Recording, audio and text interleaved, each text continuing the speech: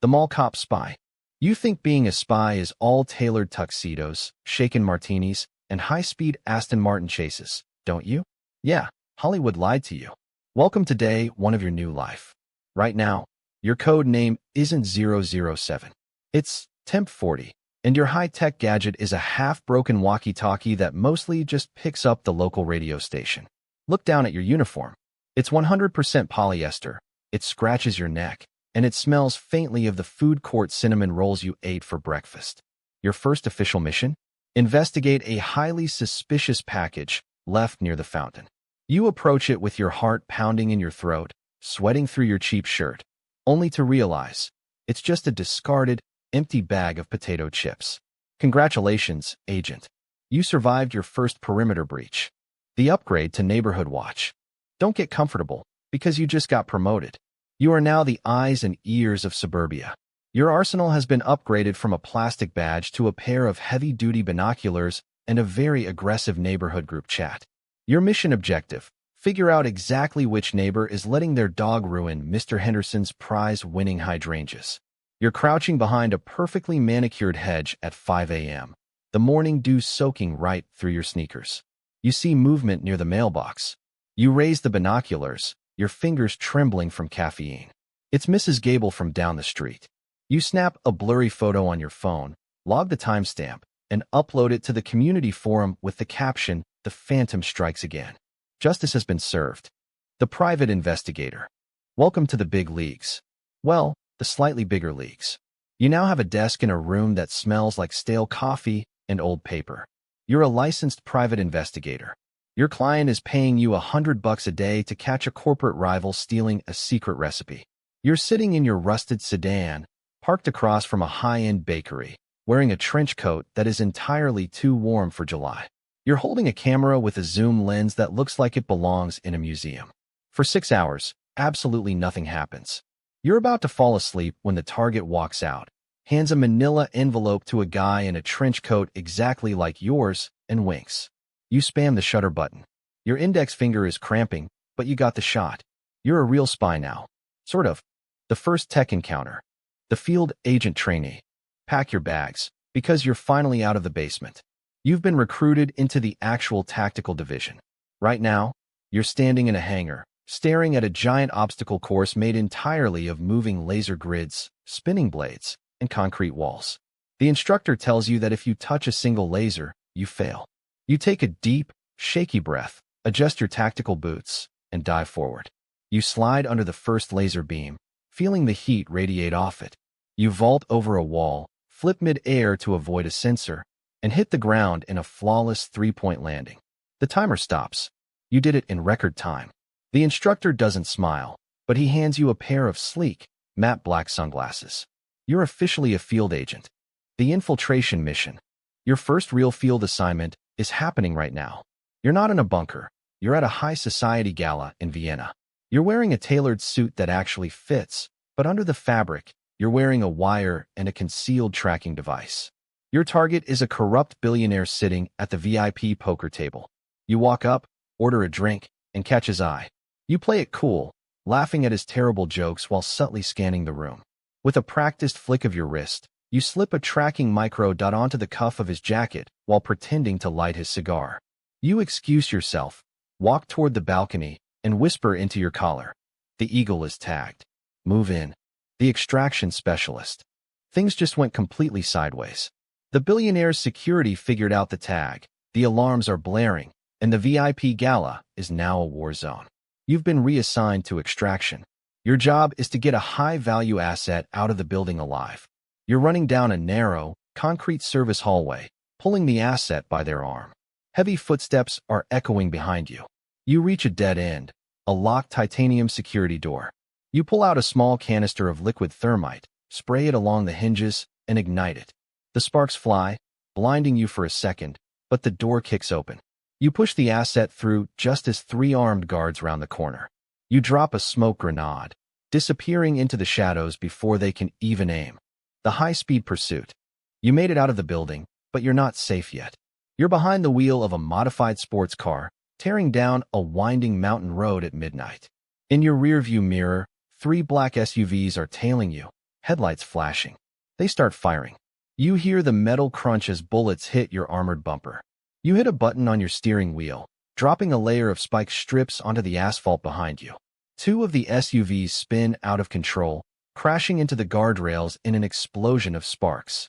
The last one is gaining on you, pulling up right alongside your driver's side window. The guard points a weapon at you. You smile, hit the emergency brake, drift a perfect 180 degrees, and blast down a hidden dirt exit road, leaving them in the dust. The elite infiltrator. You've outgrown the cars and the suits. You are now a ghost.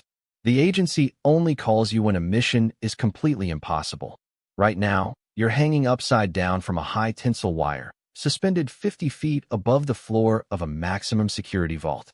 The floor below you is a pressure-sensitive scale that can detect a single drop of sweat. You're wearing a specialized thermal suit to mask your body heat from the sensors. Slowly, carefully, you lower yourself until your nose is inches away from the glass case containing the mainframe drive. You pull out a laser glass cutter, moving at a millimeter per minute. Your muscles are screaming from the strain of holding the pose. You cut a perfect circle, lift the glass with a suction cup, and grab the drive.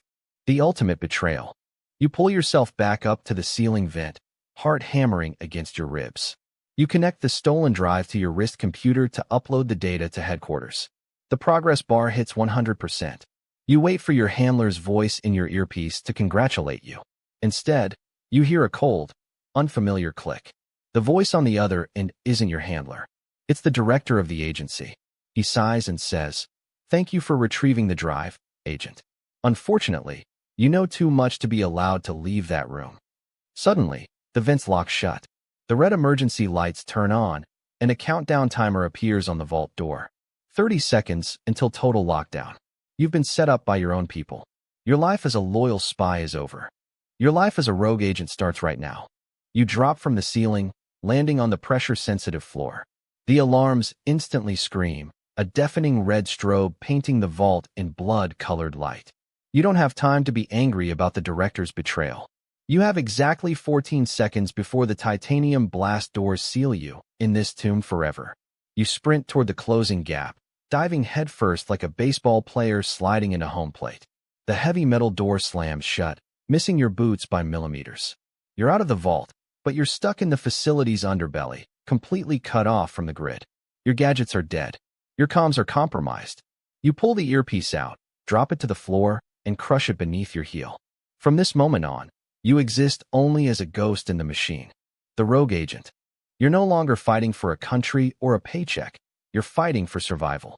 Your sleek tactical gear is gone, replaced by a dark, nondescript rain jacket and a baseball cap pulled low over your eyes. You're standing in a crowded, rainy subway station in Berlin, watching the crowd. You can spot them instantly, the agency cleanup crews. They stand too straight. Their eyes scan the room in sweeping zones, and their hands rest just an inch too close to their jackets. You blend into a group of tourists, moving like a shadow among shadows. One of the operatives catches your reflection in a train window. His eyes widen. He reaches for his radio, but you're already moving. You slip through the closing doors of the subway train just as they lock, leaving him stranded on. To beat the agency, you need money, weapons, and data that doesn't exist on the internet. That means visiting the undermarket, a lawless, subterranean bazaar hidden beneath an abandoned train depot. The air is thick with the smell of ozone, cheap street food, and danger. You walk up to a counter run by a notorious information broker known only as the Broker. He looks up from his modified tablet, a cynical smirk crossing his face. He tells you your bounty is currently sitting at 7 figures. Everyone in this room wants you dead. You don't blink.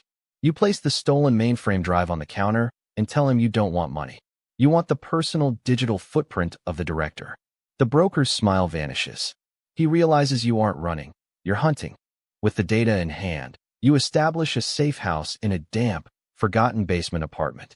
The walls are covered in printed maps, satellite photos, and blueprints of the agency's main headquarters, all connected by frantic red strings. You haven't slept in 48 hours. Your eyes are bloodshot, tracking the patrol routes of the building's automated drone security.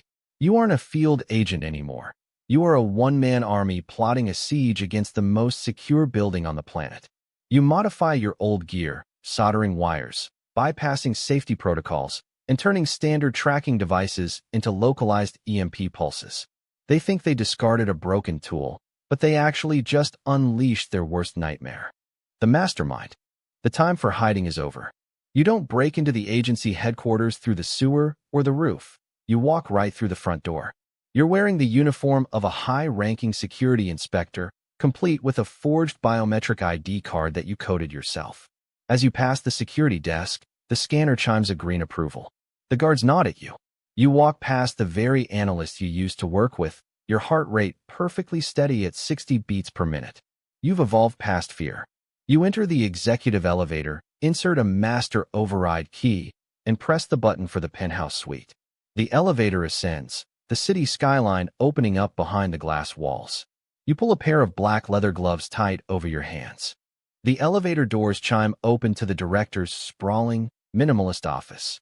He's standing by the floor-to-ceiling windows, a glass of expensive scotch in his hand, looking out over the city.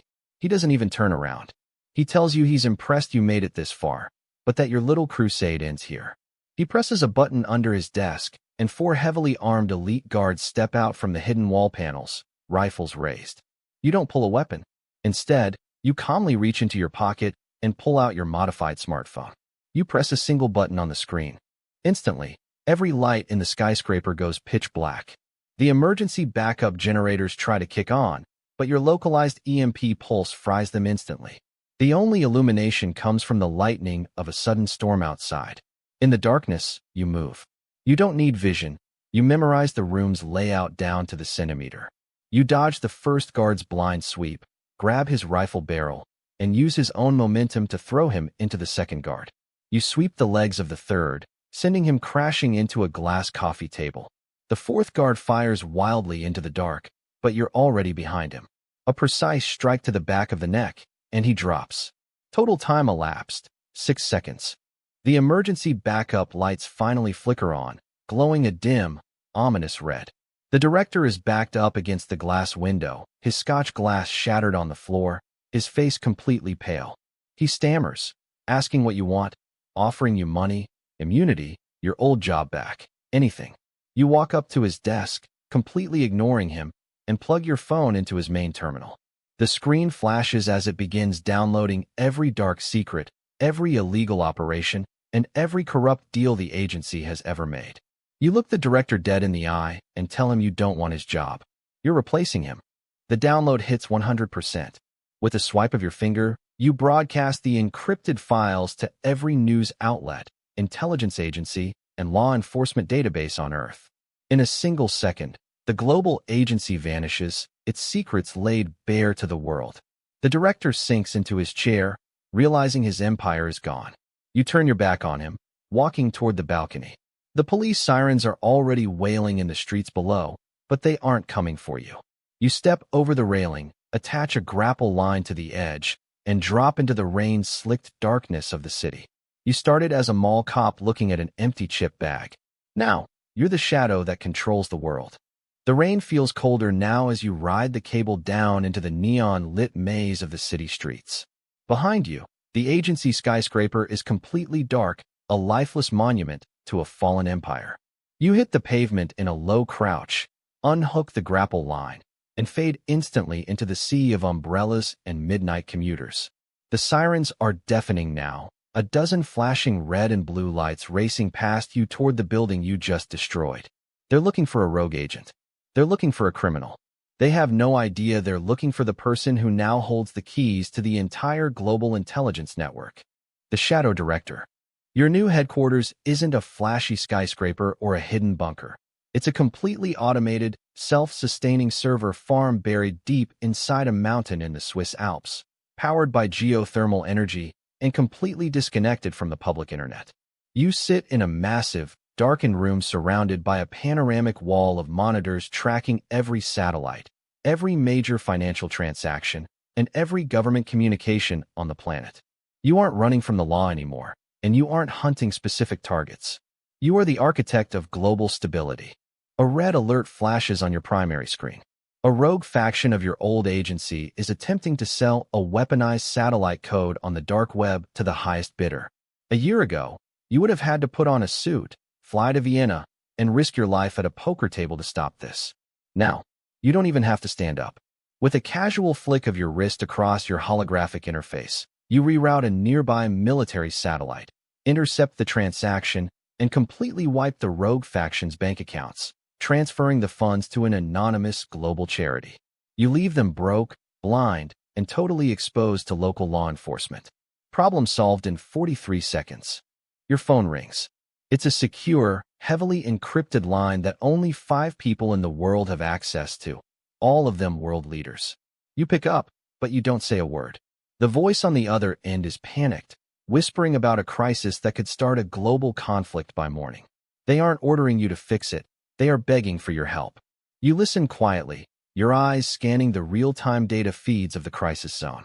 You already know exactly who is behind it, how they did it, and how to stop them before the public even finds out there's a problem. You lean back in your chair, looking out through the reinforced glass of your bunker at the quiet, snow-covered mountains. You started this journey sweating in a polyester uniform, terrified of an empty bag of potato chips in a shopping mall. You fought your way through the trenches, survived the betrayals, and tore down the very machine that created you. Now, you don't have a code name, a badge, or a country.